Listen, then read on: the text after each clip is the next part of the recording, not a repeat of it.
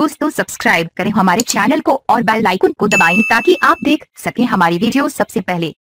दोस्तों अगर आप पाकिस्तानी हो तो पाकिस्तान जिंदाबाद, भारतीय हो तो जय हिंद नीचे कमेंट कर दें।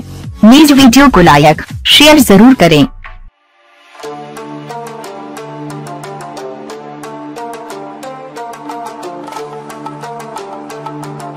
पाक न्यूजीलैंड के दरमियान होने वाले आखिरी वनडे मैच की बारिश की नजर होने के बायस शहीनों की गुज़श्ता 7 साल से वनडे सीरीज जीतने का ख्वाब अधूरा रह गया और मैच की सीरीज 1-1 से बराबर कर दी गई। दोस्तों यहाँ पर हम फखर जमान की बैटिंग की बात करें तो उन्होंने शानदार बैटिंग का मुजाहरा करते हुए 77 गेंदों पर 65 स्कोर बनाए, ताहम वो अपनी सेंचुरी मुकम्मल करने में नाकाम रहे और ग्रैंड होम की गेंद पर कैच आउट हो गए।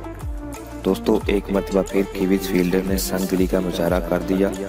आपको याद होगा कि जब पाकिस्तानी ओपनर इमाम उल हक को हेलमेट पर गेंद लगी थी तो न्यूजीलैंड का कोई भी खिलाड़ी इमाम उल हक के पास उनकी खैरियत दरियाफ्त करने नहीं आया था। दोस्तों ऐसा ही कुछ आज के मैच में भी देखने को मिला।